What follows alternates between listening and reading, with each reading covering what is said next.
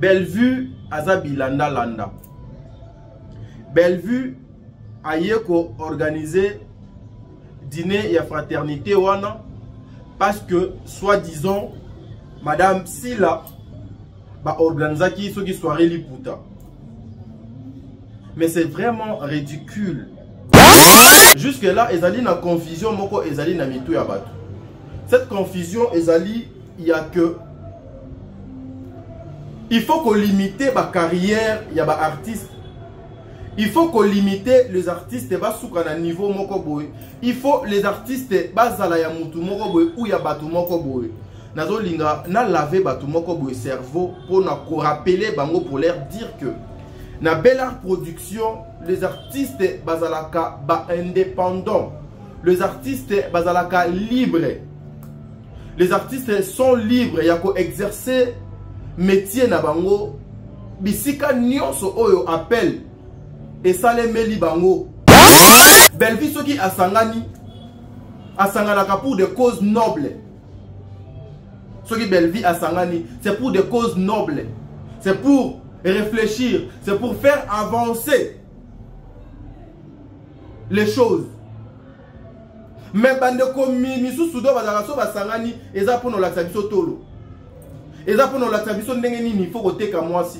Eza pour no lakisa biso ndenge nini balata ka talon. Eza pour no lakisa biso ndenge nini faut mwasi azala à moitié nu.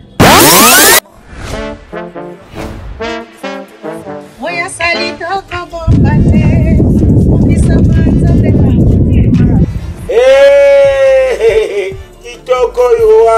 Shalom frères et sœurs dans le Seigneur, l'orphelinat à Vida organise le 12 juillet 2025 une grande journée d'action de grâce. Nous vous invitons tous à venir assister. Le 12 juillet 2025. Pour inviter Ndeko Nyonso et surtout pour nous donner à partenaire Oyo.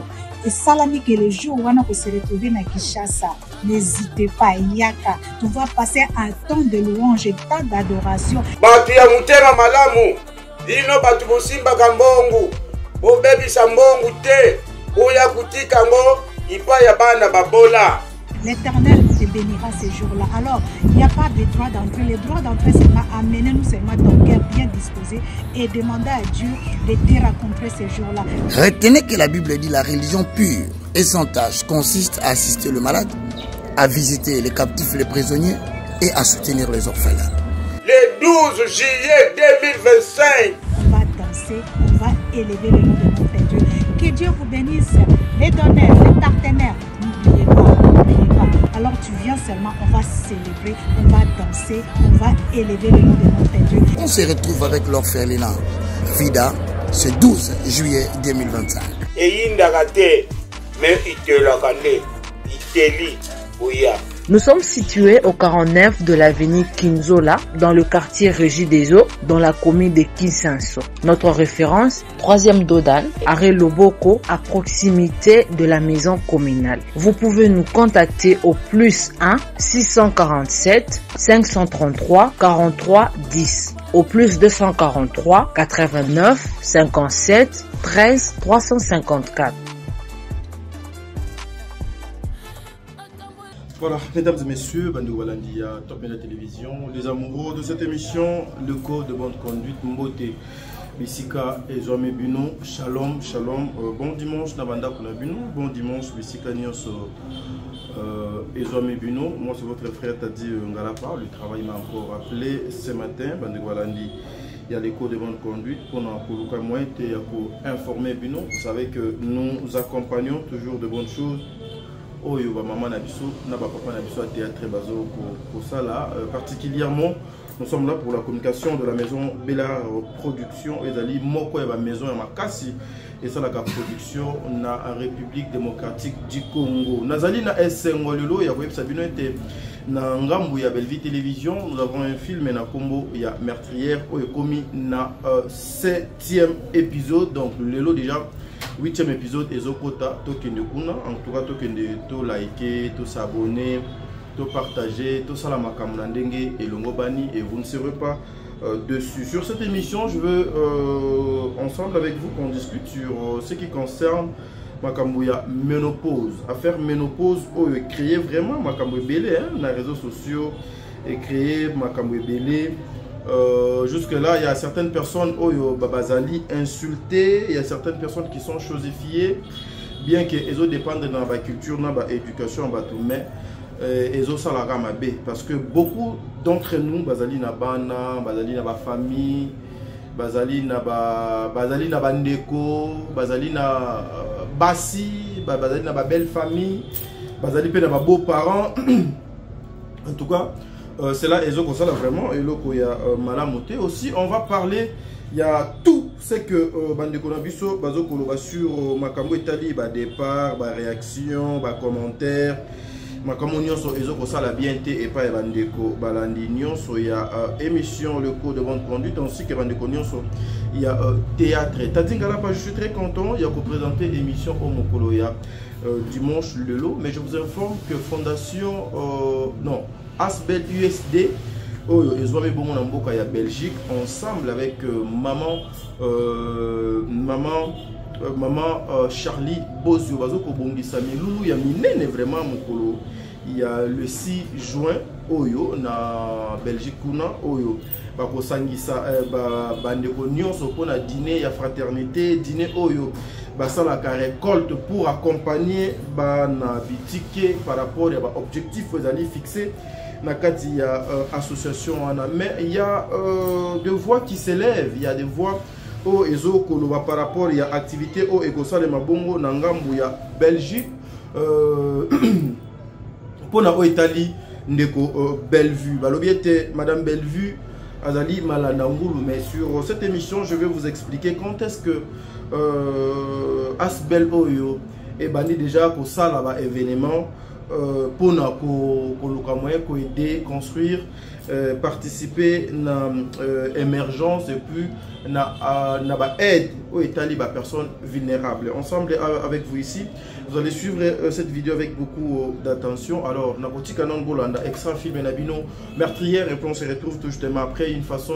Il y a Sala, il y a Kopé Sabino, Makambuya Malonga, Nandenge Boligaga. Suivons, merci. Vous voulez m'aider, non? Raison pour laquelle c'est ce que je fais. J'ai déjà fait beaucoup. Na l'alité, tu sais, je fais des recherches pour ton cas. La Bible nous dit souvent que les voies du Seigneur sont impénétrables. L'Éternel parle tantôt d'une manière ou tantôt d'une autre.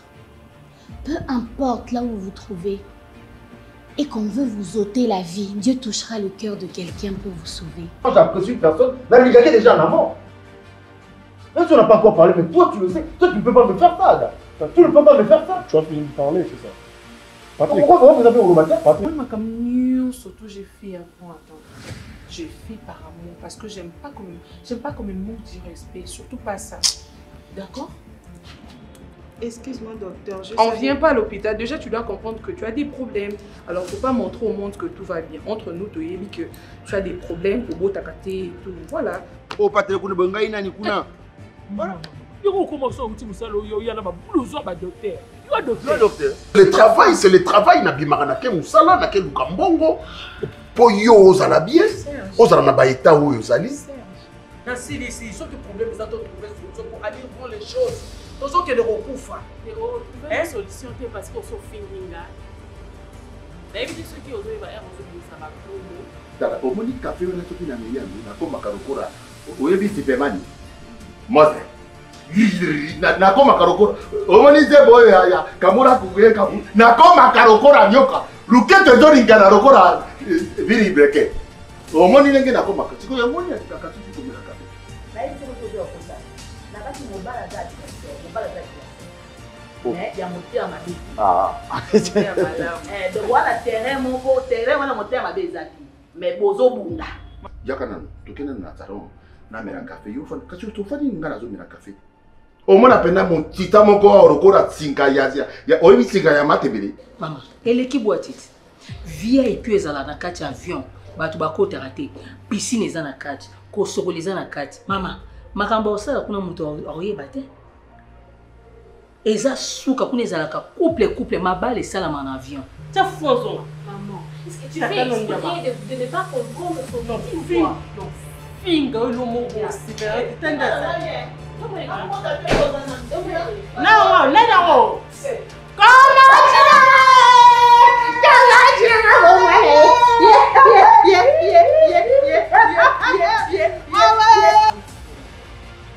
Voilà, merci Bandeko Balandi à Top Média Télévision, Bandeko Balandi, il y a l'écho de bonne conduite, Nakanisi. Nous sommes de retour sur ce plateau après l'extrait de votre film, en tout cas, Tozongi Awa. Nasengi na Bandeko Nyonso ya famille Libota, Bakongolais Nyonso, Bino Baye Nyonso Bolingaka, Moussala ya théâtre, Maman Nabiso. Basala la biso na mboka ya Kinshasa. En tout cas, film le meurtrière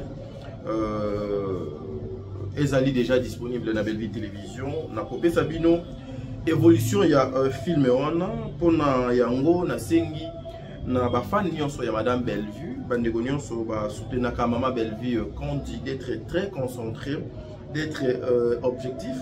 En tout cas, bon, sortez nakati ya distraction et cause à quelque chose de bien.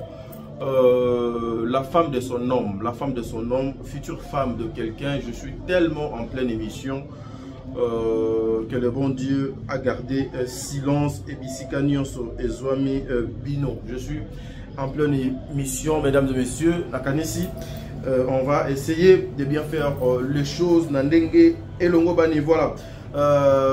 Tokomi épisode de Liboso a filmé Nabiso meurtrière ezali na 139 vues, 139 000 vues, 139 000 vues. Donc épisode Nabiso ya Liboso et sali 6 jours. En tout cas, ezali vraiment moqué famille Libota 139K, eza vraiment moqué na 6 jours, eza vraiment moqué. Boyebi ndenge nini to sala makambo yango, ndenge nini to tamsaka makambo yango. Deuxième épisode de sali 5 jours. Deuxième épisode de sali 5 jours. Voilà, c'est comme ça que je disais. Deuxième épisode est sali 5 jours. Le 5 jours, au deuxième épisode est sali. Ils en a 107K. Donc 107 000 vues. Dans 5 jours, ils ont vraiment mouqué famille Libota. Nous allons reconnaître Rébino du sous-sauté. Troisième épisode, ils en a 95K. 97K, j'allais dire. 97K, et dit Koloba. 97 000 vues. Et sali 4 jours. Quatrième épisode, ils en a 89K. 89K. 89 000 vues. Alors, donc 89K, en tout cas, ils ont mouqué. Cinquième épisode, ils ont 2 jours, ils ont 82K. Ils ont vraiment mouqué 82K, ils ont mouqué. Sixième épisode, ils ont 1 jour, ils ont 74K. Mes frères et sœurs, ils ont vraiment mouqué. Alors, septième épisode, ils ont 19h. On attend, on a l'émission, ils ont 19h. Ils allaient vraiment moquer tout le moyen, tout maximiser like nabiso, partage nabiso et vous avez quelque chose de bien dans le souci toujours d'accompagner Makambuya Malamu 7e épisode 59 53K, j'allais dire 53K, en tout cas à 19h ils allaient vraiment moquer wana ils allaient image il y a Bellevue télévision T et vous avez quelque chose de bien aussi sur Totikali. Tout autour, il y a Makambuana pour nakoluka vraiment kosala makambo ndenge et longobani pour accompagner de bonnes choses. Bandeko Balandi ya l'écho de bonne conduite Nzambe Azala Nabino Bisika et Zwami Bino. Voilà, c'est par ici que nous allons commencer avec notre émission. Nous allons vraiment moulaïté, mais je vais faire comprendre na bandeko ebele. Beaucoup de choses au Bayaya, na ba frère rebelle bazo pour comprendre fait dans les réseaux sociaux. Les réseaux sociaux, nous avons plusieurs types ya batu. Tous allons na ba catégorie rebelle ya batu dans les réseaux sociaux. Tous allons na ba représentant ya diable, tous allons na ba athée, tous allons na ba mal éduqué, tous allons na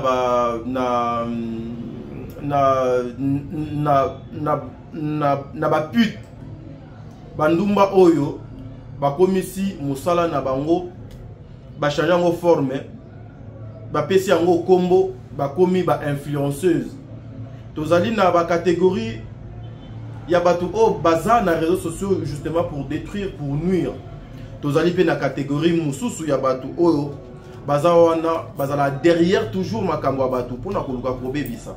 Et n'oubliez pas, Nakati ya makambo nyonso et les gens ceux qui sont dans les réseaux sociaux, il y a aussi catégorie ya bato oyo bazo ko sala musala na ndenge elongo bani, ceux qui travaillent justement pour na makambo etambola malamu, ceux qui travaillent justement pour faire avancer les choses, ceux qui travaillent justement pour honorer et protéger les images, il y a les uns et les autres. Et parmi ces gens-là, Biso Tozali Nakati. Biso Tozali Nakati, une façon, il y a vraiment Moussala Nandenge Sengeli. Ici, je veux parler de ce qui concerne Bandekona Biso Nyonso. Il y a théâtre, papa, maman. Je pense que ça là, émission est belle, na grand plateau, Yams, Mundirba, tout ça là. Vraiment, émission est belle pour signifier à toutes les personnes alors que ndeko nyonso azwa conscience, azwa acte peut-être na makamonga nazoloba, nazo bandelango parce que tolobeli yango motro. Jusque là, ezali na confusion moko, ezali na mitu ya bato. Cette confusion ezali, il y a que il faut qu'on limite ba carrière ya ba artiste. Il faut qu'on limite les artistes bas souka na niveau moko boy. Il faut les artistes bazala ya mutu moko boy ou ya batu moko boy. Nazo linga na laver batu moko boy cerveau pour na ko rappeler bango pour leur dire que na Bellart Production les artistes bazalaka ba indépendants. Les artistes bazalaka libres. Les artistes sont libres ya ko exercer métier na bango bisika nyonso oyo appel. Et ça les meli bango. Bisika nyonso oyo un artiste, comédienne, amoniete, je me sens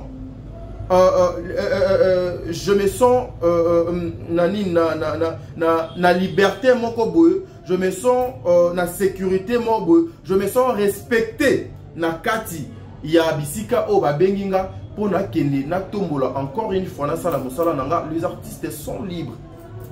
Sont libres, je pense même na ba différents plateaux, il y a ba télévision awa. Nos frères et sœurs, nos artistes ba tambola pona kosala pona koloba yango pour dire que biso tozalaka libre ya kosala musala na biso na ndenge elongo bani. Ils sont libres. Ils sont libres. Et puis ce sont des artistes indépendants. Le contrat Oyo et Sansaka, les artistes et Maison Bellart Production, c'est le travail. C'est lorsque tu es sur la scène, c'est lorsque tu es appelé pour nakosala musala na yo na ndenge donc elongo bani. C'est nata wanande le contrat est respecté par rapport à un projet. Nazana film Oyo ezo senganga Linda Cote. Linda Cote il faut à jouer par exemple. Linda Cote na film wana na projet wana ozana 2 jours il y a participation na yo par rapport il y a tournage Oyo faut ça na Belleville Télévision. Ton contrat est juste pour ces 2 jours. Que tu respectes juste les 2 jours Oyo. Ngai va programmer Ngai pona que nous tourner na Belleville Télévision. Après ça, tu es libre. C'est pareil, Mama Top Wato, il faut tourner na Belleville Télévision. Ndenge Mokonzi Nabiso, le CG Sylvie SK, R Abengaka. Elle vous informe, madame, casting ezali awa na Belleville Télévision. Casting eza awa na Belleville Télévision. Na casting oyo donc ezali awa na Belleville Télévision oko intervenir par exemple les 3 jours. Na 3 jours wana oko intervenir na date il y a les 5, date il y a les 8, na date il y a les 10. Donc na ba 3 jours wana tournage na biso ego banda tongo na heure par exemple 8h, 10 par exemple 16h ou 17h. Donc le contrat o ezoko sangisa madame Top Wato et la maison Bellart Production, et ça dit par rapport il y a les 3 jours na tournage. Après les 3 jours il y a tournage, Mama Top est libre et aucun rosa musala na place nion sodo et sengeli. Ça c'est ce que les gens doivent mettre namitu na bango, c'est ce que batu il faut ba yeba na ba coin bisika nyonso ba fandi. Arrêtez de semer le désordre et les confusions. Madame Belleville yomoko bomonaka omona Cardozo a bengiye à qui tourner. Bon monaka Gesho a bengiye à qui tourner. Oh comment sa première fille Aïda a kobengaye à qui a tourné. Mimi Kabeya a bengiye à qui donc a tourné. Y a bengiye à qui a tourné. Mais comment la même personne Oyo ba benga kaye de gauche à droite à qui n'a tourné, mais y a l'ingité batouba qui n'a tourné ailleurs. Il faut arrêter avec jar yaba idée. Bajar yaba et réflexion trop de billes. Oyo et qu'on faire avancer le théâtre de mon pays. Batu ebele soki alingi lisusu mbwana yete akoko cela yé makambo ete mbwana zali na rage. Mais vous devez aussi savoir, en faisant tout ça, il y a beaucoup de jeunes aujourd'hui, ma carrière na bango et baby. Il y a beaucoup d'acteurs aujourd'hui, Moussala na bango et baby. Il y a beaucoup de artistes donc aujourd'hui, Batou Bato Sala bango confiance, c'est à cause il y a ces jars, il y a Zizani, n'importe quoi, Zangi Mutuna Makolo. Restons dans l'essentiel, faisons le travail. Faisons le travail. Les acteurs sont libres, entrées à calibre, sorties à calibre, conditions et à la caté. Les conditions, c'est de respecter le principe et les contrats. Il y a Moussala Oyozanango actuellement. Après le travail, les artistes sont libres. Sont libres. Bobengi trop, botagué trop. Non, arrêtez. Arrêtez. Restons ici. Nous avons notre film, comme on a dit, meurtrière.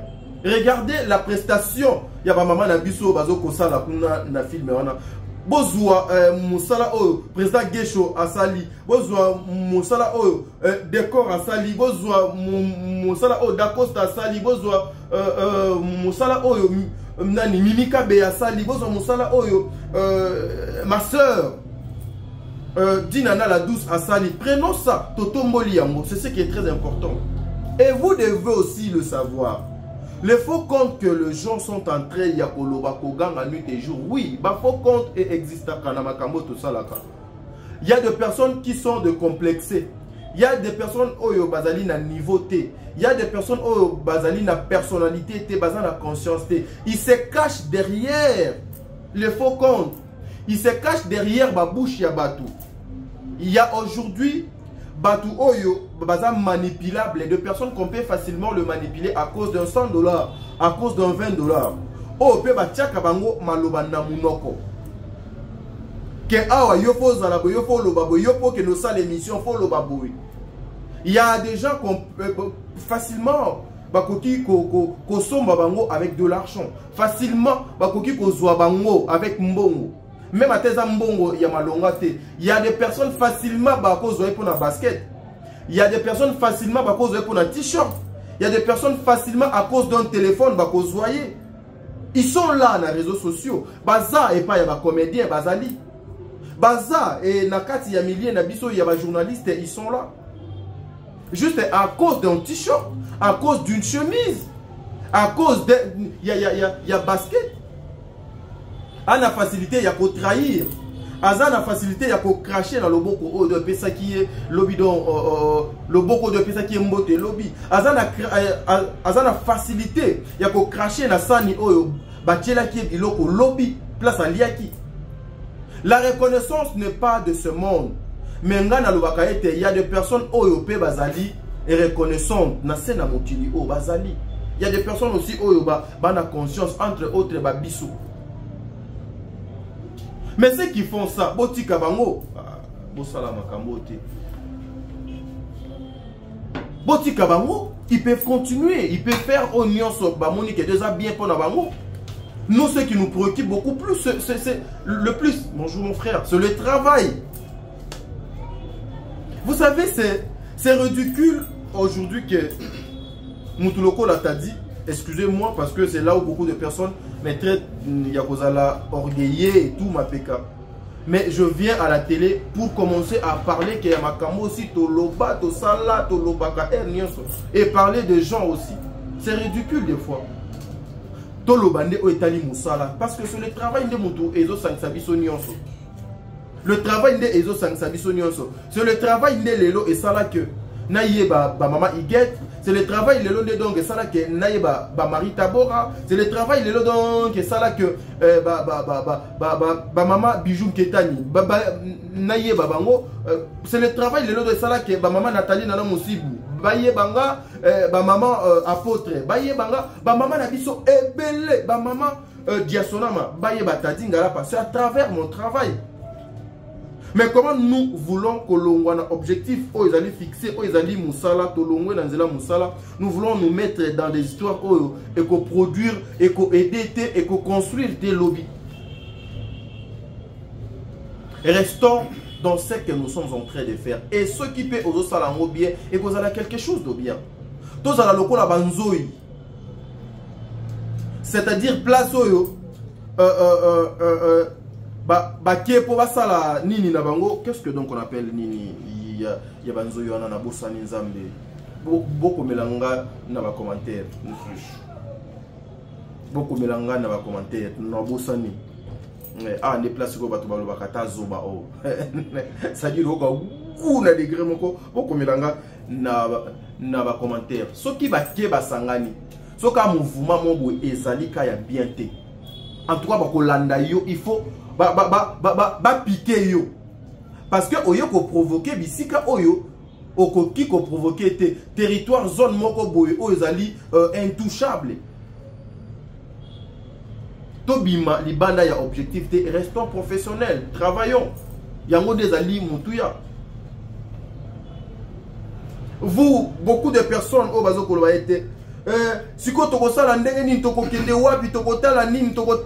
Mais comment bino bokenda kaka juste là où on est en train de massacrer les gens, là où makambo mabe ezali, là où salité ezali, là où bazo rabaisser bat, c'est là où bino bokenda kozwa temps na bino bozui bozo pesa bozo kotala pour quel intérêt? Parce que la communauté, une partie, il y a communauté, ils sont influencés par les insensés. Influencés par des personnes sans morale. Bas sujet terre à terre, bas sujet trop vulgaire. Yangonde et Zouaka impact dans les réseaux sociaux. Au comment les gens bako dévier objectif na bango. Baken na makambo o donc zangi mutuna makolo. Ici là, nous sommes en train de réfléchir. Comment faire pour arriver à Lubumbashi, implanter Belleville Télévision, na Lubumbashi. Nous sommes en train de réfléchir, mais tout est au Panzana. Nous sommes en train de réfléchir à Mamé Tchelngoma. N'est-ce pas Mamé Tchelngoma pour que tu aies des points noirs, Bapano et Matalisusu na point noir. Réfléchir, mais qu'est-ce que nous pouvons faire pour que ma voisin Nabiso Awa na Braza Belleville Télévision Sangonaye et Tambola Pena diffusion nango et Tambola na ndenge vraiment dans Kelongobani. Nous sommes en train de réfléchir comme ça, alors venons. Soyons unis, soyons ensemble. Tout ça la makam na ndenge et Longobani Bandoualandi ya émission le code de bonne conduite. Donc il faut quelque chose de bien. Alors nakanisi to sala na émission ebele toloba ebele pour conclure na sujet au nabanaki kolobela. Les artistes sont libres d'évoluer, de prester. Quand nous sommes à Lingi, bisika boni a monique, place on a respecté, honoré, respect na yezali, son travail est respecté. Un point barre, ils sont libres. Laissez les morts enterrer leurs morts. On avance. C'est l'essentiel. Yamakamu Obiso, Tozo Sala Nakanisi, question Nabino, Bozu Biyano, Nandenge et Longobani. Restons professionnels, tout ça la Moussala Nandenge et Longobani. Voilà. Tozoa tableau Yamama Top, Wato, Madame Belleville Kondi, ainsi que Papa Serge, na Maman Nabiso Mocho, puis on se retrouve tout justement après les tableaux ils ont créé Makamu Ebele dans les réseaux sociaux. Suivons.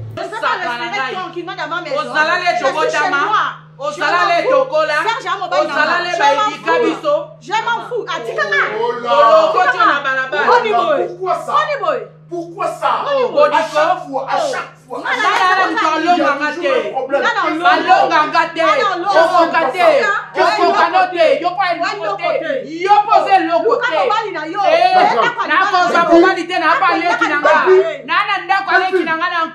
grande, qu'est-ce qu'il y a? Pourquoi? Hein? Quelque chose. Yaya, qu'est-ce qui ne va pas? Maman, nana santé bien. La grande, qu'est-ce qu'il y a? La grande, qu'est-ce qu'il y a? Mwana musala oyo ngana fanya nga abengo mama na ko solo la abandi ko gangela nga na yo ko gangela nga yo niveau na yo na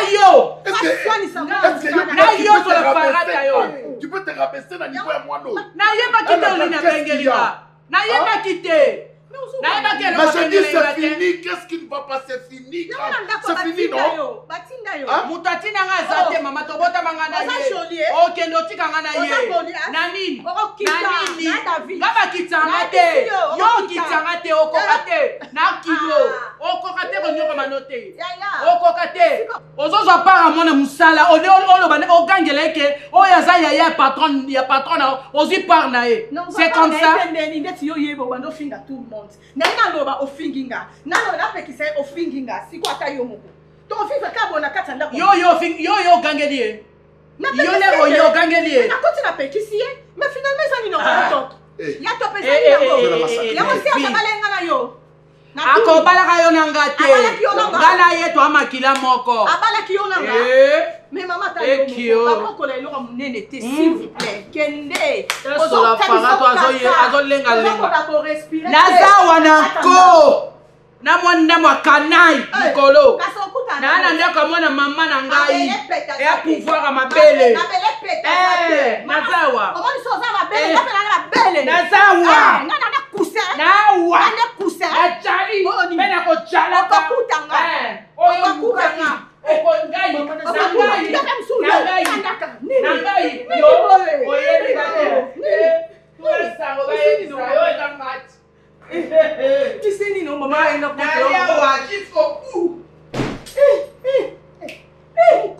mukolo makasi tala ka ndongo le mona kiti etikele chauffer.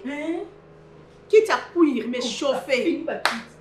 Abebe si bakiti maman ndo ni na kote la ka yobo. Serge Azaka.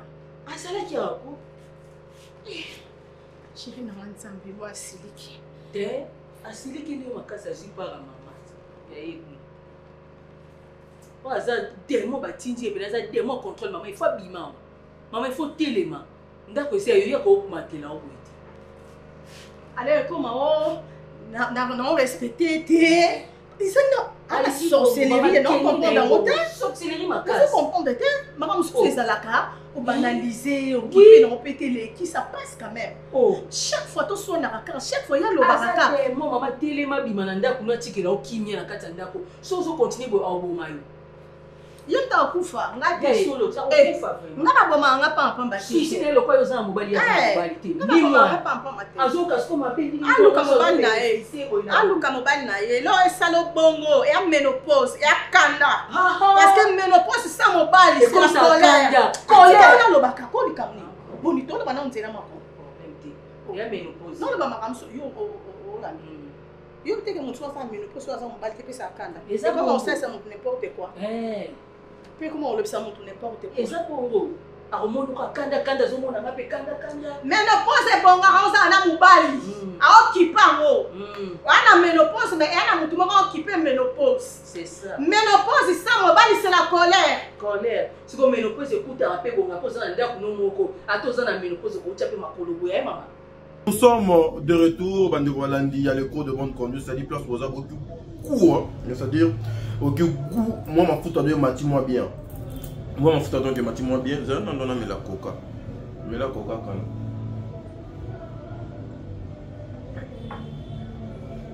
Je pense que, ok, goût, c'est-à-dire, ok, goût, n'est-ce pas?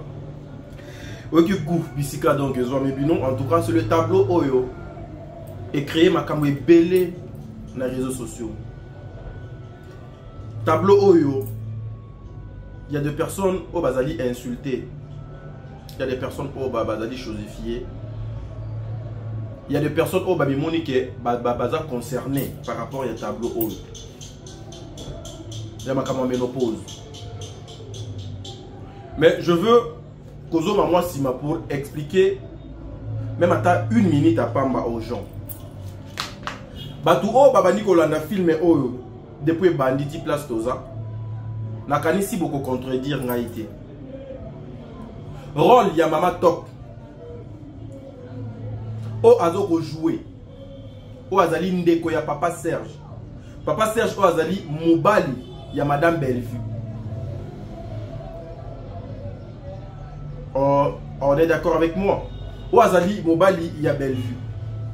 Jusque là, si vous regardez, vous allez constater que Mama Top Aya Kofanda et pas un déconnaï à Mobali par rapport à tableau haut. Je parle pas, il y a histoire nuance, juste tableau haut. La manière dont Maman Top a se comporté et pas un déconaillé, nanda ku yande konaye, ezali ya malamote. Makambo Maman Bellevue à lobby et c'est que Maman Top aza eza kandenge moko. En réalité, Maman Top aza na mobilité. Maman Top aza na ndaku te. Maman Top ayo ofande pas yande konaye ya mobile. Et ça par rapport à l'histoire. C'est par rapport à l'histoire. C'est par rapport à la scène. Et puis, et ça, ce qui a été écrit depuis, avant même pas tourner. Parce que déjà, lorsque Madame Bellevue est en train d'écrire ce film, aïe baka déjà que awa mutu, awa loba boye, awa sala boye, na kati ya film wana message et gozala oyo tableau wana et quoi porter boye na tableau wana ceux qui boké sont trop loin pour bien comprendre. Bon comment a été conseil bazo kopé sa wana eza que bandeko o bakenoko fana na bandaku ya ba frère na bango oyo baluka kosala ba bras de fer na basi ya bandeko na bango ezali malamu te. Parce que yo pe ozali mwasi lobi pe okokaki kozwa mobali na yo okepe babali yo mobali yana pe akozala na bandeko na ye. Donc il faut que osuka na oyo place oyo yo faut osuka ozala na ba limite na yo ozala na ba réserve na yo o déborder te ezali na bokeseni ya makasi entre grande sœur ya mobali petite sœur ya mobali na mwasi o azali mwasi nanga. Parce que toi et moi, c'est le sang. Toi et moi, c'est la famille. Mais ma femme, c'est plus que la famille. Parce qu'il y a certaines choses, je ne le ferai jamais avec ma soeur. Il y a certaines pratiques qu'on a pratiquées, nous pratiquons jamais avec ma soeur. C'est là où dans Komonaka, que la femme face face à ma soeur, je peux jamais comparer Bangomi Bali. Parce que Bazali est incomparable. On risque de faire le mal sans le savoir. On risque de tomber dans ma piège à ma baie sans le savoir. Parce que ma femme restera, et bien sûr, si c'est une bonne femme, elle restera avec moi dans le moment le plus difficile de la vie d'Anga. Ma femme, à cause de l'accès, il y a un autre mobimba, n'a pas ajo nazali. Mais peut-être qu'il y a moi aussi à cocater pour dire non, c'est mon frère, je peux pas. Pour le respect à frère Nanga. Moi si est comme maman, est comme ma mère. La femme est comme ma mère. L'amour d'une femme à son homme est comparable à l'amour d'une mère à son fils. Parce que aujourd'hui ma maman, mamie,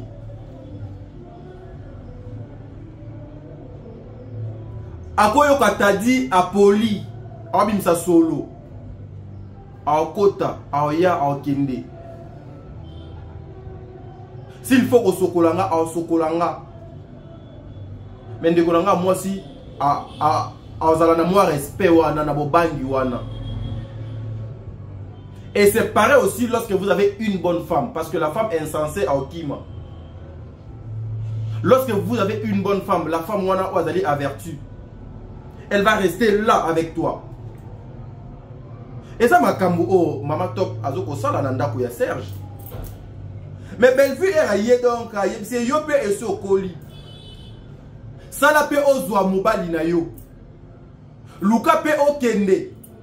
Na yo ko comprendre que logo ezo salo boye, eza ménopause. Parce que biso nyoso to yebi, même le scientifique aussi le sait. Le médecin ba yebi yango que ménopause na vie ya moi si surtout so za na ménopause et que oza na no côté ça dit ko. Au comme na étape ya ménopause oza na no côté oza encadré té. tes besoins ezali bien orientés, tes besoins ezoko kokisamate, tes désirs ozoko douango ben ndenge elongo banité c'est-à-dire coup. Et comme ça moi si ndenge mon boui, moi si à perdaka, voire même des fois est-ce que peut-être ba maman belé va contredire ngaten, le ménopause est mode insupportable soukite. Le ménopause est mode tinda moi si akataka souki donc ozo sentir mutu mulunge chaleur et tout. Ménopause do yaka na bakotoka na bandenge belé.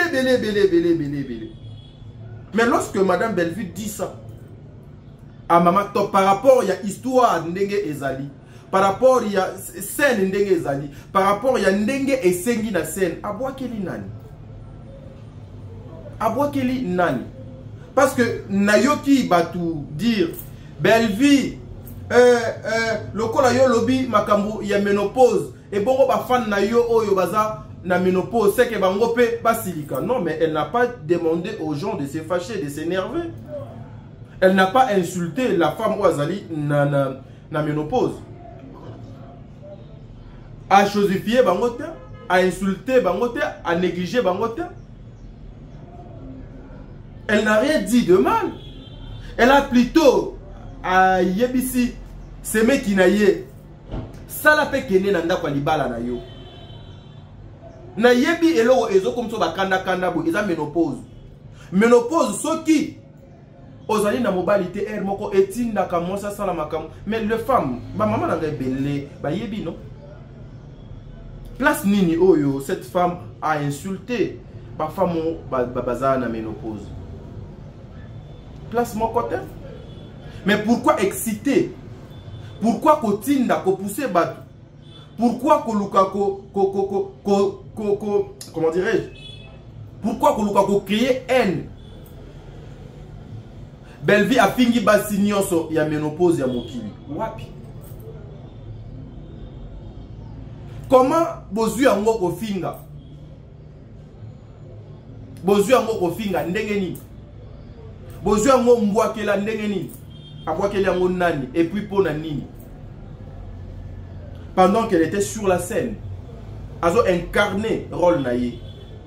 Et puis mère, na rôle jour à la peine naïe, qui mère en face, mère n'a reconnu trop terre. C'est-à-dire ah on doit penser pendant couleur, il y a Bellevue Moussous. Ah pendant donc qu'on définir ina, c'est-à-dire beaucoup coup. Ah pendant donc touche moro il y a ina. Ah o apporter moi différence beaucoup c'est ni moi par rapport il y a ina. Elle a insulté personne, n'est-ce pas? Elle a fait que son travail. Non mais la coca. Ça dit beaucoup. Ouh!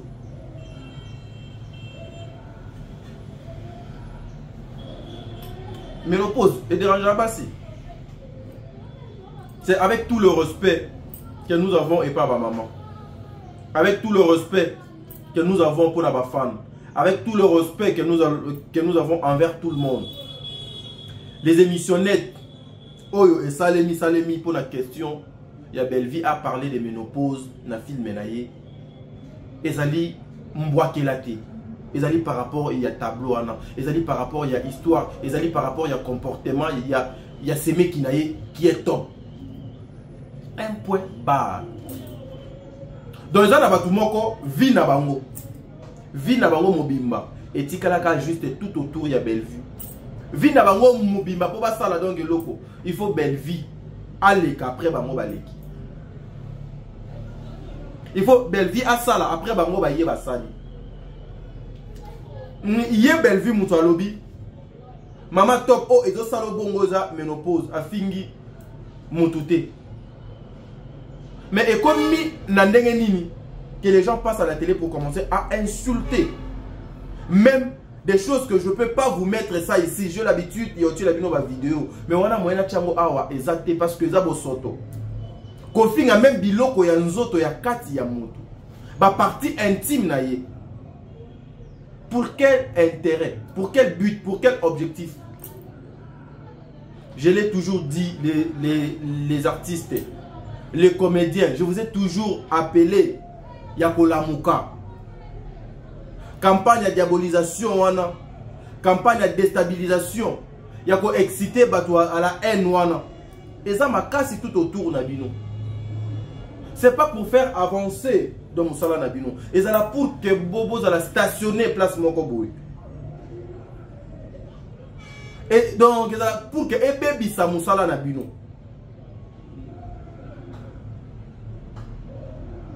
Je pense que c'était pas pour Koboa Kelango Moutou. Et aussi Awa Nazoyana Oetali Maman Charlie Bozio. Maman Charlie Bozio. Maman 45 ans de pouvoir. Maman Tour d'Amérique. En tout cas, Awande, Bisika Nakanisi, Nde Nazo Kolobela Maman Charlie Bozio. En tout cas, excusez-moi parce que j'ai pas l'habitude. Il y a pour ça là, ce genre de vidéos. Ce genre des émissions. Mais ceux qui n'ont pas yango parce que j'ai reçu beaucoup d'appels. Je vu même dans les commentaires, sauf que beaucoup de commentaires, il y a vidéo dans la chaîne beaucoup de ce qui s'est dit par rapport il y a événement au le 6 juin dans la Belgique, organisé par Asbel USD, coordonnatrice Maman Charlie Bozio. Prenons d'abord l'extrait. Il y a Papa Serge, Maman Belvi Kondi. Un message au Bapesaki par rapport à mon Koloana et puis on se retrouve tout justement après. Suivons. Voilà. Yabiso Yangoyo. Et Bandi. Ayez. Très bientôt. Très bientôt, donc le 7 juin 2025. Na Belgique. Un grand événement de charité, de fraternité avec la fondation ISD. Soirée de charité. Soirée de fraternité. À l'occasion, il y a construction Mounene Oyo. La fondation ISD ezali ko construire Nabibwa pour Naba orphelin. Yango Bazako organisé ce 7 juin 2025 na Belgique. La fondation ISD, Maman Charlie et tout le moment de Belgique. Basangani. Pour passer la soirée événementielle. Et voilà, un événement remarquable, extraordinaire, monumental, qui va se passer dans la Belgique. Le 7 juin, à 18h, mise en place terminée. J'ai fait l'appel à tout le monde. Bateau nous sommes de bons cœurs. Bateau nous sommes un cœur en or. Parce que ce n'est pas donné à n'importe qui. Voilà. C'est un don que Dieu donne. Voilà. Voilà. Tobengi biso nyonso ba oyo nyonso ba mama bilenge bana nyonso to ya ko participer ba bi ba place est limitée to ya ko participer na dîner de fraternité. Voilà. Ba bi to participer na dîner de charité. De charité. Bato nyonso ba na charité. Bato nyonso nzamba pesa motema ya kokaba. Un cœur en or. Un cœur en or. Tobengi biso nyonso ngai na kozala parce que chaque le 7 juin, dans la Belgique, je n'ai jamais manqué à cet événement. Voilà. Venez nombreux. Bino bato nyonso bana mite mamalamu. Bino bato nyonso boninga kako sunga. Babito sunga. To sunga ba orphelin. To sunga ba veuve. Pourquoi pas les enfants de la rue? To bingi biso nyonso. To ya tellement ébélé. Moi je serai là. Fondation ISD.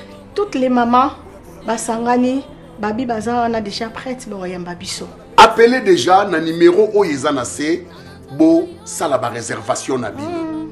Boya et belé to benga mi poto sunga to sungana. Ba place est limitée. Voilà. Très limité. Vous banta déjà réserver déjà ba place na bino. Vous benga numéro Oyeza juste là. Au bas de vos écrans. Ba surprise ils a tellement ébélé. Ba concours ils allaient. Bilo kako gagner ils a tellement ébélé. Sans oublier des cadeaux. Voilà. Ezali. Boya tellement ébélé. Kolia omela Ezali. Pourquoi pas tout ces là et le mot? Dîner à volonté. Parce que ça, dîner de charité et de fraternité. Merci. Voilà, nous sommes de retour, mesdames et messieurs. Bande Walandi, il y a les cours de bonne conduite. Bande Walandi. Il y a émission au Bolingaka Mingi Nakanisi Boutolanda extrait wana. En tout cas, famille Libota Nyonso, Bandeko Nyonso Bolinga Musala, Maman Nabino Basalaka, Papa Nabino Basalaka, rendez-vous à Limoko, na Belgique wana, Nakanisi Nyonso, donc le Bami Nakati, il y a une vidéo wana. Voilà, vidéo Oyo Air Nabi Yango. ba retomber à liboso, ba résultat ya liboso, ba réaction à liboso ezala ki boye. Bellevue azabi landa. Bellevue ayeko organiser dîner et fraternité wana parce que soi-disant Madame Sila ba organisaki soki soirée liputa. Mais c'est vraiment ridicule bande konanga. Et donc comment tourner tout autour ya peau. Batou bazo tourner tout autour ya bêtise. Batou bazo tourner tout autour ya ridicule. Mais batou bazo monango biloko ya malonga. Bazo monango pe na valeur. Apparemment mémoire ya batou eza vraiment mukuse.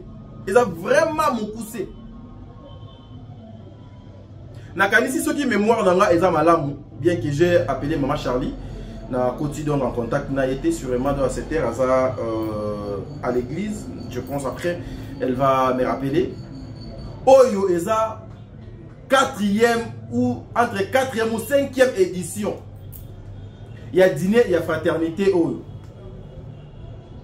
Asbel oyo USD Bellevue Kondi azalaka marraine, il y a Asbel oyo. C'est la marraine, il y a Asbel Oyo, Bellevue Kondi. Asbel Oyo, bazo ko construire un grand projet pour Italie, les orphelins, les personnes démunies. Dernièrement, l'année passée, si je ne m'abuse pas, ceux qui ont l'année passée, c'était au début, c'était l'année passée, si je ne m'abuse pas. Bon, mon qui biso to kendaki non, place Oyo, balancer. Bamisala pour na Asbel wana place bazo construire l'immeuble pour les orphelins. Place au ba côté la bango auberge, bazo sa la bango auberge. Place au ba sa la bango école na hôpital. Bellevue azalaka marraine ya Asbel wana. Oh ils ont première édition te. Oh ils ont 4e ou 5e édition. Édition mususu oyo et utaki ko salema l'année passée.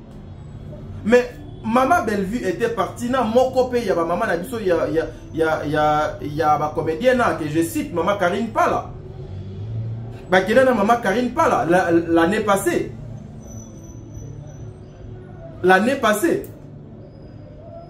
Pour nous voir année passée. Pour maman Karine a la même attaque le témoin ya maman Bellevue. Ba kenda na maman Karine. Ba participa na soirée wana na mama Karine. To sala ba publicité ango awa. Biso nyonso awa to sala. Pona ko yebsa ba to ke Bellevue sera na Belgique date boy pona dîner ya fraternité pona ko accompagner, aider, soutenir les orphelins l'année passée et ça n'est maki. Là vous étiez encore na mabumu ya ba mama na bobi makité. Là, vous étiez encore les aveugles. Là, vous avez nanu bozo yokate. Sikonde bokomi komona na sikonde bokomi koyoka. C'est pour vous dire quoi? Famille Libota, bokeseni o na monaka entre famille Libota na ba fan mosusu. Et ça que na famille Libota y a vraiment des mamans très réfléchies. Ba maman o bazo ko réfléchir avec ses têtes.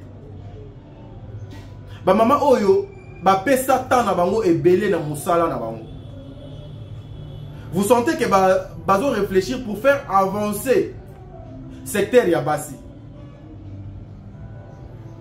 USD wana association wana. Bien que ba mibali baza, mais beaucoup plus ce sont de mamans. Ce sont les efforts de la femme ou de femmes pour faire avancer les choses. Pour la routine du Congo vraiment trop loin. Na place nini oye alandi. La différence aussi est que vous venez bobosa ni soirée liputa. Po bomi sepelisa bino na bino. Po bomi sepelisa. Po na ba sentiment na bino, po na ba lisanga na bino, po boluka moi cotisation ya ko survivre. Pour moins visibilité, moins makelele, moins un peu de matalana. Mais ici, dîner, il y a fraternité, c'est pour la bonne cause. C'est pour un objectif bien précis. aider les orphelins. C'est pour aller demander aux gens, apporter de l'aide pour finir l'immeuble. Les orphelins. C'est une première. Dans le secteur, dans le monde, il y a un peu de passe. Il y a un peu de compliqué. La différence entre famille Libotana et Bandeko, c'est ça.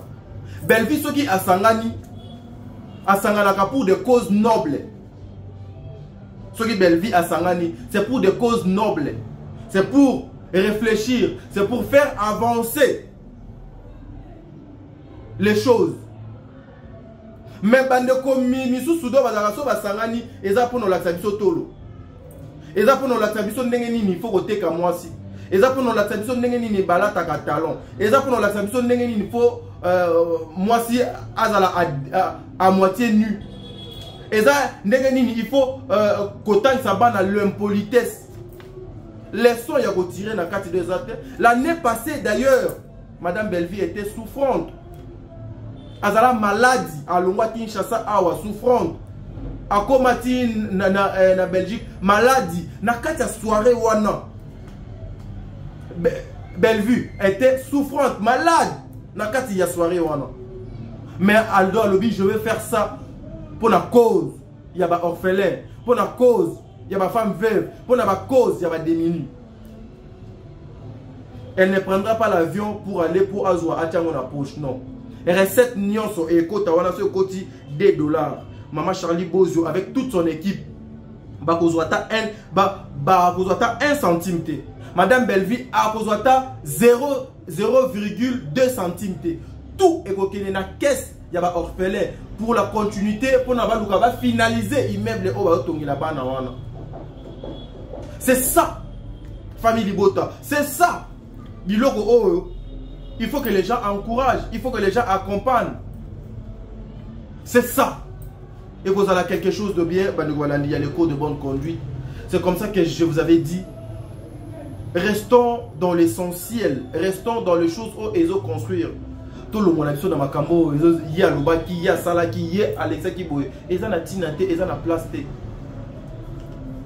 21e siècle, le lot déjà ton mois de mai, bientôt mois de juin, Kati Yane. On va toujours continuer avec ces bêtises. On doit toujours continuer avec la banalité. On doit toujours continuer avec la bavure dans les réseaux sociaux. Non. Non. Disons non à la bêtise. Disons non à n'importe quoi. Disons non à ma camonio et singélité. Parce que j'ai vu des messages, des vidéos. Belle-Vie Malanangulu, Alandisi, la Possila, à Salaki, soirée Liputa, Belle-Vie, Ayeko. Belle-Vue a organisé dîner il y a fraternité. Non, je vous informe que dîner il y a fraternité au Ezaso qui 4e ou 5e soirée Oyo Fondation Wana Asbel Wana ensemble avec Maman Charlie Bozio Bazo organisé pour la récolte pour la Italie les orphelins na ba femmes veuves na ba démunis nyonso par rapport à ba projet au Bazana Yango. Alors je vous invite tous papa, maman, le 6, to kutanawana na Belgique et vous avez quelque chose de bien. Nakanisi na kati ya sport wana bacheli bino babiloko nyonso o ezali possible kuna kozwa makambo donc longo bani na ba contact za wana. Ça sera quelque chose de bien. Moi, c'est-à-dire, ngala par l'émission, c'est le code de bonne conduite des Alaki Production Top Net Télévision. Dans les soucis de vous informer, j'ai répondu à vos questions. Ce qui Jésus-Christ a été au coup de la Balasima, ça dit beaucoup et Sengeli. Alors, restons dans l'essentiel. Tout ça, la moussala nandenge et Sengeli, tout éviter ma bavure, tout éviter n'importe quoi. Oh, bah lobby, oh, bah salaki. Non, n'a qu'à tu en as intérêt dans les années. Il n'y a aucun intérêt. Laissez les morts enterrer leurs morts. Merci beaucoup.